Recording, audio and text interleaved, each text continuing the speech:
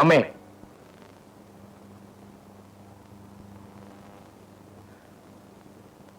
രാധ എങ്ങനെ മരിച്ചു? എന്താ ഇപ്പോഴിങ്ങനെ ഒരു ചോദ്യം? അമ്മയും ചേട്ടനും എന്താ മിണ്ടാ നിൽക്കുന്നത്? നിങ്ങളുടെ നാവുകളിൽ നിന്ന് എനിക്ക് കേൾക്കണം. അവൾ എങ്ങനെ മരിച്ചു? നിന്റെ ചോദ്യം ഞങ്ങൾക്ക് മനസ്സിലാവുന്നില്ല. സാധാരണ കൊലയാളികൾ കുറ്റം സമ്മതിക്കാറില്ല. വിമൽ, എടാ നിനക്ക് ഭ്രാന്ത. വിമൽ, നീ ഇപ്പൊ ഒന്ന് സംസാരിക്കാൻ നിൽക്കണ്ട. അച്ഛനെന്തിനാ പേടിക്കുന്നത്? അവൾ എന്തൊക്കെയോ പറഞ്ഞ് നിന്നെ തെറ്റിദ്ധരിപ്പിച്ചിട്ടുണ്ട്. അമ്മേ, ഞാൻ ഇത്രയും നാൾ നിങ്ങളുടെ അനുസരണയിൽ വളർന്നു. നിങ്ങളെ സ്നേഹിക്കുകയും വിശ്വസിക്കുകയും ചെയ്തു. പക്ഷേ നിങ്ങൾ പറയൂ, രാധ എങ്ങനെ മരിച്ചു? അവൾ ആത്മഹത്യ ചെയ്ത, അല്ലെങ്കിൽ പിന്നെ ഞങ്ങൾ കൊന്നുവെന്നാണ് പറയുന്നത്? അതെ,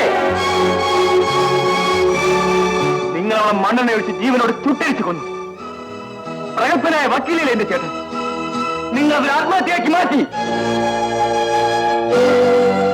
ഞാൻ ഈ സത്യം തുറന്നു പറയാൻ പോവുകയാണ്, ഈ നാട്ടുകാരോട്, ഈ ലോകത്തോട്.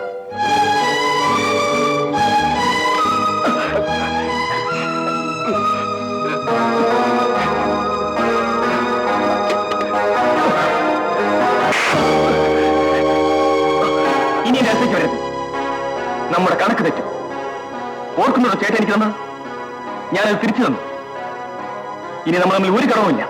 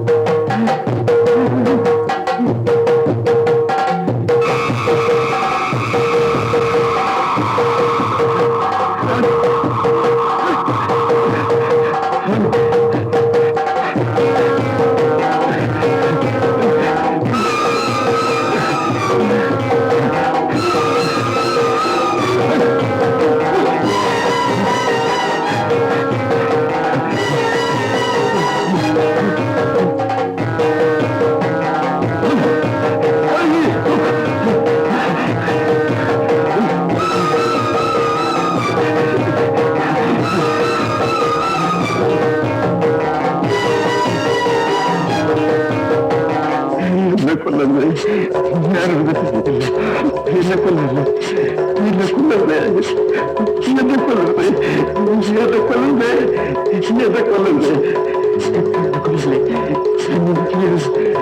എന്നെ കൊല്ലരുത്, എന്നെ കൊല്ലരുത്,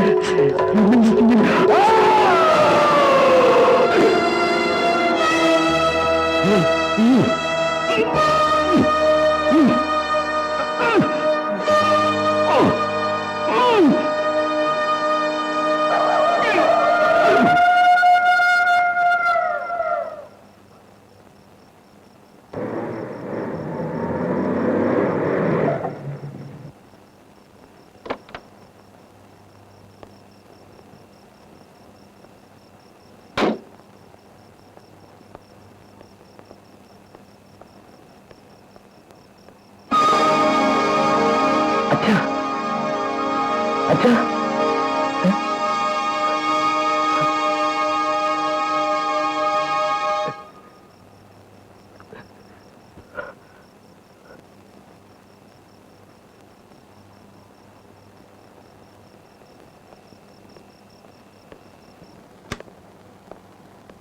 അമ്മേ, അമ്മേ, അമ്മണി, അമ്മേ.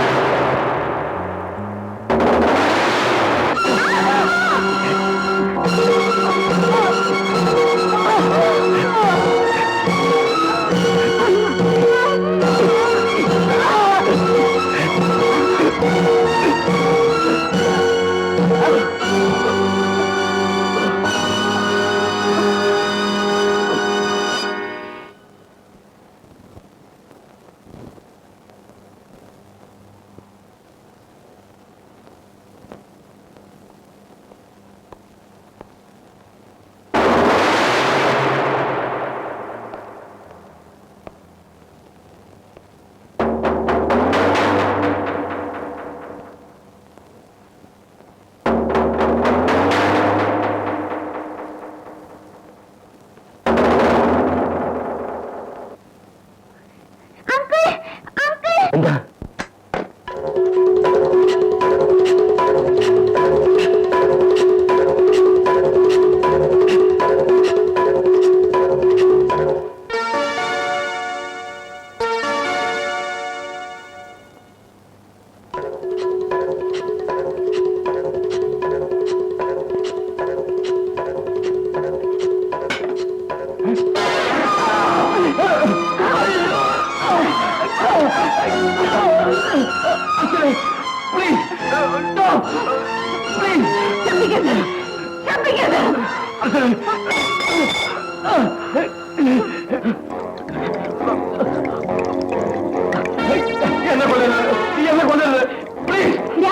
പറഞ്ഞില്ലേ?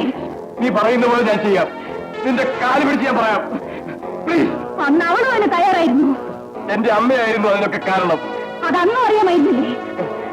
എനിക്ക് മാപ്പ് കൊടുത്തേ. രാധയ്ക്ക് നിങ്ങൾ അന്ന് മാപ്പ് കൊടുത്തില്ല. അമ്മണിക്ക് ഇനി ആരും ഉണ്ടാവില്ല. ആ കുഞ്ഞിനെ ഓർത്തിട്ടെങ്കിലും. രാധയുടെ വയറ്റിൽ നിന്റെ അനിയന്റെ കുഞ്ഞുണ്ടായിരുന്നു. ആ കുഞ്ഞിന് വേണ്ടി അവർ യാചിച്ചിരുന്നു. അന്ന് നീ അത് ഓർത്തില്ല. അന്ന് നീ അത് ഓർത്തില്ല.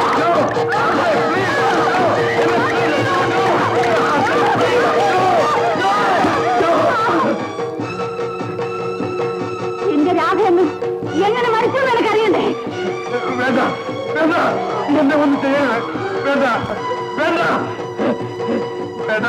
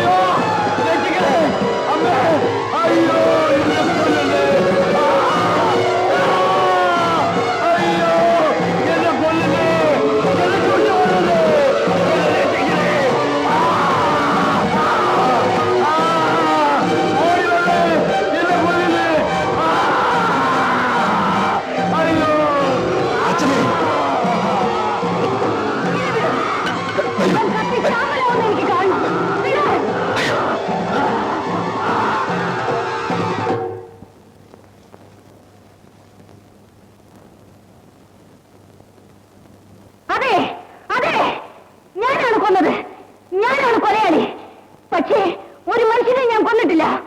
കൊന്നത് മനുഷ്യവേഷമണിഞ്ഞ ദുഷ്ടമൃഗങ്ങളെയാണ്. വേണ്ട, എന്ത് ശിക്ഷയാണ് കിട്ടാൻ പോകുന്നതെന്ന് എനിക്കറിയാം. എനിക്ക് ജീവിക്കണമെന്നില്ല, ഈ കേസ് ജയിക്കണമെന്നില്ല, ചെയ്ത കാര്യങ്ങളിൽ പശ്ചാത്താപവുമില്ല. ഈ കോടതി എന്നെ വെറുതെ വിട്ടാലും ഞാൻ അറിഞ്ഞില്ല. ഇതുപോലുള്ള ദുഷ്ടമൃഗങ്ങളെ തേടിപ്പിടിച്ച് ഞാൻ കൊന്നുകൊണ്ടേയിരിക്കും. ബന്ധുക്കൾ മാത്രം സ്വപ്നം കണ്ടുകൊണ്ട് വിവാഹം ഒരു തൊഴിലാക്കി മാറ്റിയിരിക്കുന്ന അതിമോഹികളായ മനുഷ്യമൃഗങ്ങൾ എത്രയോ പേർ. കഴുത്തിൽ താലി കെട്ടി പെണ്ണിനെ വീട്ടിലേക്ക് കൊണ്ടുപോകുന്നു. കിടപ്പറയിലേക്ക് പാലുമായി കടന്നു ചെല്ലുന്ന ഭാര്യയെ അതേ പാലിൽ വിഷം കലർത്തി വകവരുത്തുന്നു. സ്ത്രീധനത്തിന്റെ പേരിൽ സമൂഹത്തിലെ ഈ പകർച്ചവ്യാധിയെ നശിപ്പിക്കൂ. നിയമങ്ങൾ കൊണ്ട് അവരെ നിയന്ത്രിക്കാൻ വയ്യെങ്കിൽ ഈ നിയമങ്ങൾ ചുട്ടരിക്കൂ.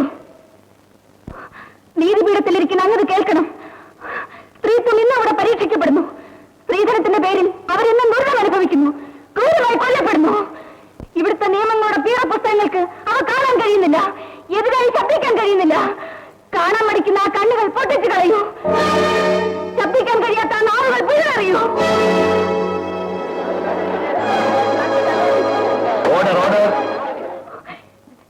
രാധയുടെ കൊലപാതകത്തിന് ദൃക്സാക്ഷിയാണ് ഞാൻ. എന്നെ കൊല്ലുന്നെന്ന് എന്റെ കൂട്ടുകാരൻ നിലവിളിച്ചത് കേട്ടവളാണ് ഞാൻ. എന്തുകൊണ്ടാ സത്യവുമായി ഞാൻ ഈ കോടതിയുടെ മുമ്പിൽ നിന്നെന്നറിയണോ? ന്യായങ്ങളുടെയും സംശയങ്ങളുടെയും പേരിൽ ഈ കോടതി അവരെ വെറുതെ വിട്ടെന്ന് വരും. ആ ഭയം കൊണ്ടാണ് ഞാൻ ഈ നാടകം ഇറങ്ങിയേറിയത്. സ്ത്രീധനത്തിന്റെ പേരിൽ ഈ നാട്ടിൽ ആരും അറിയാതെ കത്തിയെറിയുന്ന എന്റെ രാധയെ പോലുള്ള 1000 സഹോദരിമാർ ഉച്ചത്തിൽ നിലവിളിക്കുന്നത് ഞാൻ കേട്ടു. ഈ തീയിൽ നിന്ന് സ്ത്രീത്വത്തെ രക്ഷിക്കാനാവില്ലേ? ഇനിയും രാധമാർ വെന്തരിയുന്നത് കാണാൻ ഞാൻ ഒരുക്കമല്ല. സ്ത്രീധനത്തിന്റെ മോഹത്തിൽ അമർന്ന് പാവം പെൺകുട്ടികളെ ഇഞ്ചിഞ്ചായി കൊല്ലുന്ന രാക്ഷസവർഗങ്ങൾ ഒന്നോടെ നശിക്കണം. പണവറി പിടിച്ച ആ കാപാലികരെ ഞാൻ നശിപ്പിക്കും. I will kill them. I will kill them. I will kill them. I will kill them. I will kill them.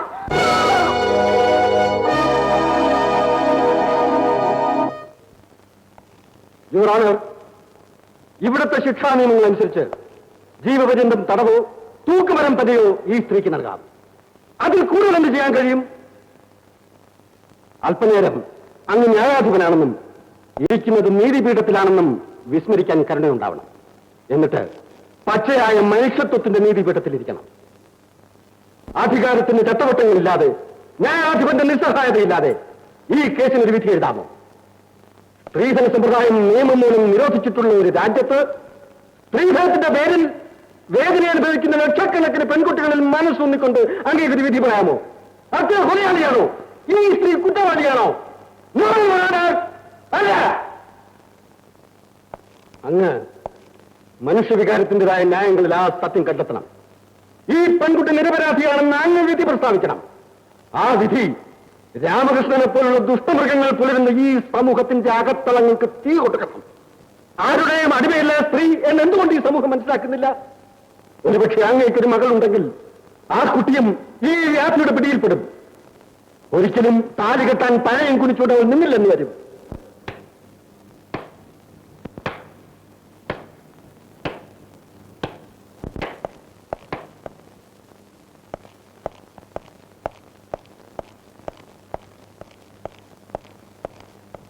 ഈ കൊച്ചുകുട്ടിക്ക് പോലും സത്യം മനസ്സിലാകുന്നു.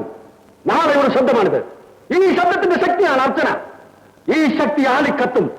ആ തീയിൽ ഈ നീതിപാലകരും നീതിന്യായങ്ങളും കത്തിച്ചാവലാവുക തന്നെ ചെയ്യും. ഈ കോടതി ഞാൻ പറയുന്നത് കേൾക്കണം. നിങ്ങൾ പുസ്തകത്തിന്റെ അടിമയാണെന്ന്. സ്വന്തം അധികാരത്തിന്റെ അടിമ, വാങ്ങുന്ന ശമ്പളത്തിന്റെ അടിമ, കടിക്കുന്ന ഭക്ഷണത്തിന്റെ അടിമ.